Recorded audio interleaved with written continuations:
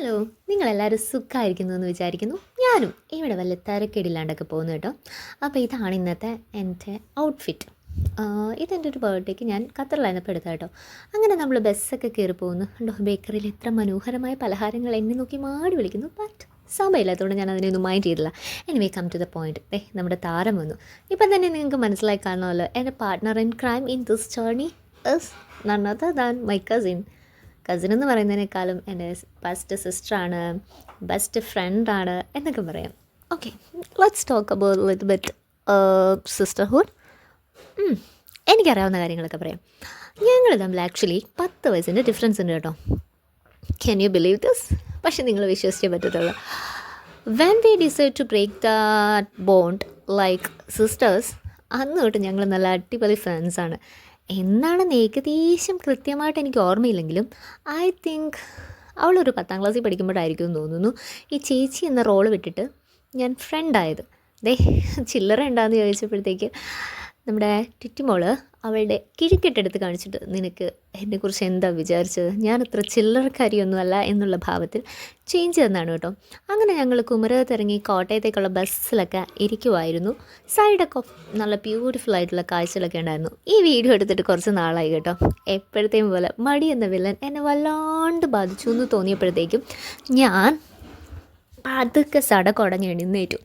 കാരണം ഈ ടൈം എന്നൊക്കെ പറയുന്നത് പറന്ന് പോകും. സോ നമുക്ക് എന്തെങ്കിലും പ്രൊഡക്റ്റീവായിട്ട് ചെയ്യണ്ടേ. And all these memories want to kept for ever.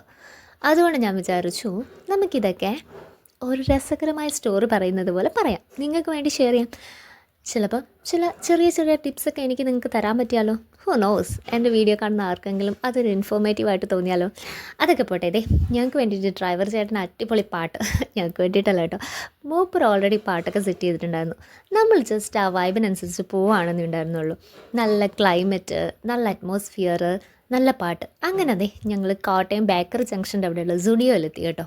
ആ സ്റ്റോപ്പിൽ ബേക്കറി ജംഗ്ഷൻ ഇറങ്ങിയാൽ മതി, നമ്മുടെ നാഗമ്പട സ്റ്റാൻഡിനൊക്കെ മുന്നായിട്ടുള്ള സ്റ്റോപ്പ്. അപ്പോൾ സുഡിയോയിൽ ഞാനും അവളും ഫസ്റ്റ് ടൈമാണ് പോകുന്നത്.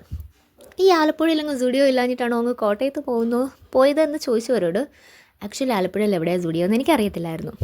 ആൻഡ് നമ്മുടെ വീട്ടിൽ മാത്രമല്ല കേട്ടോ, ഇങ്ങ് സുഡിയോയിലും ചോർന്നു കഴിഞ്ഞാൽ ബക്കറ്റ് തന്നെയാണ് വെക്കുന്നത്. ഓക്കെ, ഞങ്ങളങ്ങനെ കൂലങ്കഷമായ ഷോപ്പിങ്ങിലേക്ക് കടന്നിരിക്കുകയാണ്.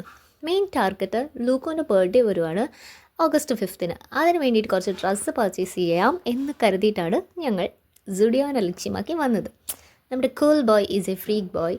സോ അവന് വേണ്ടിയിട്ട് കുറച്ച് കൂൾ ഔട്ട്ഫിറ്റ്സ് അതും അഫോർഡബിളായിട്ട് വാങ്ങണമെന്ന് തോന്നി.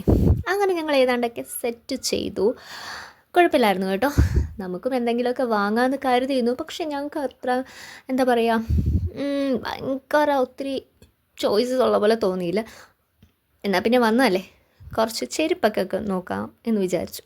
അവിടെ കുറച്ച് കളക്ഷൻസൊക്കെ കണ്ടായിരുന്നു. പക്ഷേ റീസെൻ്റ്ലി ഞങ്ങൾ രണ്ടുപേരും ചെരുപ്പ് വാങ്ങിയത് കൊണ്ട് തന്നെ ആവശ്യത്തിൽ കൂടുതൽ ചെരുപ്പ് ഉപയോഗിക്കുന്നത് അഹങ്കാരമാണെന്ന് വിശ്വസിക്കുന്നത് കൊണ്ടും പിന്നെ പൈസയുടെ ധാരാളിത്യം നമുക്ക് ചിലവാക്കാനായിട്ട് ഇപ്പോൾ ക്യാഷും ഇല്ലാത്തത് കൊണ്ട് അതങ്ങ് വേണ്ടെന്ന് വെച്ചു. എങ്കിലും ഇൻ ഫ്യൂച്ചർ നമുക്ക് ചില സമയത്തൊക്കെ കൺഫ്യൂസ്ഡ് ആകും. നമ്മൾ ചെരുപ്പ് കടയിലൊക്കെ ചെല്ലുമ്പോൾ ഏത് ചെരുപ്പ് വേണം, എങ്ങനെയുള്ളത് നമുക്ക് സ്യൂട്ടാകും എന്നൊക്കെ കൺഫ്യൂസ്ഡ് ആകാതിരിക്കാനായിട്ട് ഇതുപോലുള്ള ഷോപ്പിലൊക്കെ പോകുമ്പം ഒന്ന് ട്രയലൊക്കെ ചെയ്ത് നമുക്ക് സ്യൂട്ടാകുന്ന ചെരുപ്പ് ഏതാണ്, ഏത് ഷെയ്ഡാണെന്നൊക്കെ ഒന്ന് ട്രൈ ചെയ്ത് നോക്കുന്നതിൽ തെറ്റില്ല. ഏതൊരു സാധനവും നമ്മൾ നശിപ്പിക്കാതെ യൂസ് ചെയ്താൽ മതിയെന്നേ. അങ്ങനെ സുഡിയോയിൽ കണ്ട ചെരുപ്പുകളെല്ലാം ഞങ്ങൾ അത്യാവശ്യം തെറ്റില്ലാത്ത രീതിയിൽ ട്രൈ ചെയ്തു. കുറച്ച് ടൈം സ്പെൻഡ് ചെയ്തു. ബിക്കോസ് ഇറ്റ്സ് ഗേൾ ഔട്ടിങ് തിങ്സാ, അങ്ങനെയും പറയാം. ഞങ്ങൾ കൂടുമ്പോഴുള്ള ടൈമൊക്കെ അടിപൊളിയാണ് കേട്ടോ. എന്താ പറയുക, കോമഡികൾ, വൈബ്, എല്ലാ കാര്യത്തിലും ഞങ്ങൾ ഒരുപോലെയാണെന്നൊന്നും പറയില്ല. എനിക്കിഷ്ടമുള്ള ചില കാര്യങ്ങളൊന്നും അവൾക്കിഷ്ടമല്ല, അവൾക്കിഷ്ടമുള്ള ചില കാര്യങ്ങളൊന്നും എനിക്ക് അക്സെപ്റ്റ് ചെയ്യാറില്ല. പക്ഷേ ഏറ്റവും ഫേവറേറ്റ് ആയിട്ടുള്ള തിങ് എന്ന് വെച്ചാൽ ഞങ്ങൾക്ക് രണ്ടുപേർക്കും അധിക സമയം അടികൂടി ഇരിക്കാൻ പറ്റത്തില്ല കേട്ടോ. എല്ലാ പെണ്ണുങ്ങളുടെ സ്വഭാവം ഞാനും ഇവിടെ കാണിക്കുന്നത്, കൈയൊക്കെ കിട്ടി അതെല്ലാം വാരി തേച്ച് മാച്ച് ആകുന്നില്ലേ എന്ന് ആലോചിച്ചുകൊണ്ടിരിക്കുക.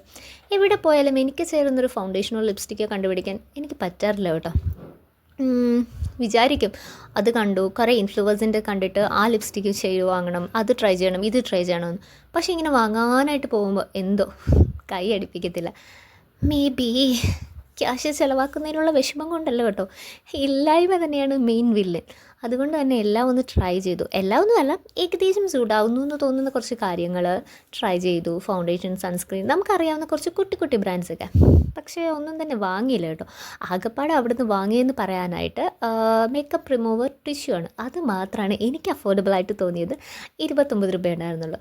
അപ്പോൾ നിങ്ങൾ വിചാരിക്കും ഞാൻ ഇതിന് മാത്രം മേക്കപ്പ് ഇടുന്നുണ്ടോ എന്ന്. ഇല്ല, എങ്കിലും ഒരാവേശത്തിനും പോയതല്ലേ നമുക്കെന്ന് പറഞ്ഞാൽ എന്തെങ്കിലും ഒരു സാധനം വാങ്ങണ്ടേ എന്ന് കരുതി മാത്രം വാങ്ങിയ ഒരു കൂട്ടമായിരുന്നു കേട്ടോ അത്. അത് ഞാൻ എപ്പോഴെങ്കിലും നിങ്ങളെ കാണിച്ചു തരാം. ഇതുവരെ ഞാനത് യൂസ് ചെയ്തിട്ടില്ല. Like I said, I don't use much makeup but I love to use. സംഭവം എനിക്ക് ഉപയോഗിക്കാനായിട്ട് വലുതായിട്ട് അറിയില്ല. എൻ്റെ കയ്യിൽ അതിന് മാത്രം കോസ്മെറ്റിക്സ് ഐറ്റംസും ഇല്ലെന്ന് തന്നെ പറയാം, ടു ബി ഫ്രാങ്ക്. അങ്ങനെ നമ്മൾ അവിടുത്തെ സ്റ്റുഡിയോയിലെ ഏകദേശം സംഭവങ്ങളൊക്കെ ട്രൈ ചെയ്തു. അതിനുശേഷം ബില്ലിംഗ് ഒക്കെ കഴിഞ്ഞു. നമ്മൾ പിന്നെ പോയത് ഏകദേശം അപ്പോഴത്തേക്കും വിശപ്പിൻ്റെ ഒരു വിളി വന്നിരുന്നു. പിന്നെ വിശന്ന് കഴിഞ്ഞാൽ ഞാനും അവളും ഞങ്ങളല്ലാണ്ടാവുന്നത് കൊണ്ടും ആ സമയത്ത് ആലപ്പുഴയിൽ ചിക്കൻ നിരോധിച്ചുകൊണ്ടും പിന്നെ ഒന്നും നോക്കിയില്ല. തൊട്ടയൽവക്ക ജില്ലയായ കോട്ടയത്ത് പോയിട്ട് ആളിവിടെ ഹോസ്റ്റലിൽ നിന്ന സമയത്ത് എപ്പോഴും ഈ റെസ്റ്റോറൻറ്റിനെ കുറിച്ച് പറഞ്ഞിട്ടുണ്ടായിരുന്നു. അടിപൊളിയാണ്, ഇവിടുത്തെ ഷവർമ സൂപ്പറാണെന്നൊക്കെ. എന്നാൽ പിന്നെ ഇവിടെ വരെ വന്നതല്ലേ എന്ന് വിചാരിച്ച് 2 റോളും ഒരു വാട്ടർമെലൺ ജ്യൂസുമാണ് ഞങ്ങൾ ഓർഡർ ചെയ്തത്. ഞാനൊക്കെ ചീസിൻ്റെ ആളാണ്. ചീസ് വെറുതെ തന്നാലും കടിച്ച് കഴിക്കും. അങ്ങനത്തെ അത്രയ്ക്കൊരു ചീസി ലവറാണ്. അതും ചിക്കനൊക്കെ കഴിക്കാതെ കുറേ നാളായിട്ടിരുന്നു. ഞങ്ങൾക്ക് 2 പേർക്കും ചിക്കൻ ഭയങ്കര ഇഷ്ടമാണ് കേട്ടോ.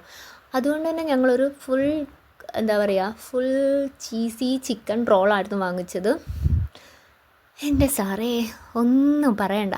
ഇപ്പോൾ ഈ വീഡിയോ എഡിറ്റ് ചെയ്യുമ്പോഴും ആ ഒരു അതിൻ്റെ ആ ടേസ്റ്റും കാര്യങ്ങളും എല്ലാം അടിപൊളിയായിട്ടുണ്ടായിരുന്നു. ഞങ്ങളവിടെ ഇരുന്ന് പറയായിരുന്നു, മൂപ്പരെ വിളിച്ചുകൊണ്ടങ്ങ് പോയാലോ, സംഭവം ഉഷാറായി. സോൾട്ട് ആൻഡ് പേപ്പറിൽ ബാബുരാജിനെ വിളിച്ചിട്ട് ലാല് പോകുന്ന പോലെ പോരുന്നോ എൻ്റെ കൂടെ എന്ന് ചോദിക്കാം എന്ന് പറയുന്ന രീതിയിലായിരുന്നു കേട്ടോ. അത്രയ്ക്ക് എനിക്ക് ഇഷ്ടപ്പെട്ടു. എനിക്കങ്ങനെ എല്ലാ ഷവർമകളും ഇഷ്ടപ്പെടുന്ന ഒരാളല്ല. ചെറുതലയിൽ പണ്ട് കല്യാണി ബേക്കേഴ്സിൽ ഒരു ഷവർമ ഉണ്ടായിരുന്നു. ഇപ്പോൾ അവിടുത്തെ ഷവർമ ചേട്ടൻ മാറിയെന്നാണ് കേട്ടത്. അവിടുത്തെ കല്യാണി ബേക്കേഴ്സ് ആണെന്ന് തോന്നുന്നത് നമ്മുടെ എക്സറ ജംഗ്ഷൻ്റെ അവിടെയുള്ള അവിടുത്തെ ഷവർമ എനിക്ക് ഇഷ്ടമായിരുന്നു കേട്ടോ. പിന്നെ ഞാനധികം കഴിച്ച് നോക്കിയിട്ട് എനിക്ക് അങ്ങനെ ഇഷ്ടപ്പെട്ടിട്ടൊന്നുമില്ല ഷവർമ. പക്ഷേ ഇതിൻ്റെ ഫീലിങ്സ് കണ്ടോ, ഭയങ്കര അടിപൊളിയായിരുന്നു. അതുപോലെ അവൾക്ക് ഏറ്റവും കൂടുതൽ ഇഷ്ടപ്പെട്ടത് ആ വാട്ടർമെലൺ ജ്യൂസായിരുന്നു.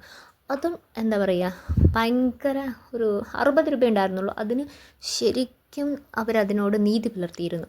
നല്ല ടേസ്റ്റായിരുന്നു, നല്ല ക്വാണ്ടിറ്റി ആയിരുന്നു. ഒരെണ്ണേ ഞങ്ങൾ വാങ്ങിച്ചിട്ടുള്ളൂ, ജസ്റ്റ് എങ്ങനെയുണ്ടെന്ന് നോക്കിയിട്ട് ഓർഡർ ചെയ്യാമെന്ന്. പക്ഷേ അത് രണ്ടും കഴിച്ച് കഴിഞ്ഞപ്പോഴുണ്ടല്ലോ ഞങ്ങൾക്ക് അനങ്ങാൻ പറ്റാത്ത അവസ്ഥയായിരുന്നു.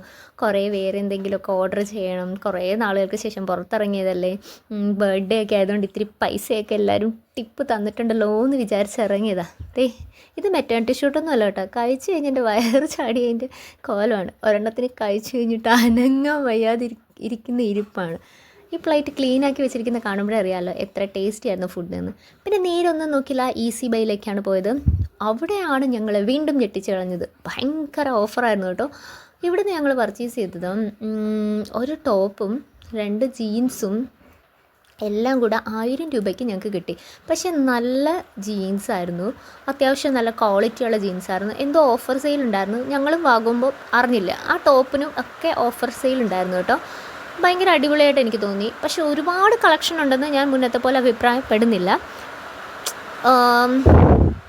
ഞാനധികം കാര്യമായിട്ട് വാങ്ങിയില്ല. 2 ജീൻസും ഈ ഒരു ടോപ്പും മാത്രമാണ് കേട്ടോ വാങ്ങിയത്. പക്ഷേ എനിക്ക് ഭയങ്കരമായിട്ട് ഇഷ്ടപ്പെട്ടു. നന്നായിട്ട് സ്യൂട്ടാകുന്നുണ്ടായിരുന്നു. ഭയങ്കര അഫോർഡബിളായിരുന്നു. അങ്ങനെ അവിടുന്ന് ഞങ്ങൾ സാധനങ്ങളൊക്കെ വാങ്ങിച്ച് ആടിപ്പാടി പോകുകയാണ്. നല്ല കസ്റ്റമർ സർവീസൊക്കെ ആയിരുന്നു കേട്ടോ. ഭയങ്കര റഷൊന്നുമില്ല. എന്നാൽ കളക്ഷൻ അങ്ങനെ ഭയങ്കരമായിട്ടുണ്ടോ എന്നൊക്കെ ചോദിച്ചാൽ ഇല്ല. 1-2 ഞാൻ ട്രൈ ചെയ്ത് നോക്കി.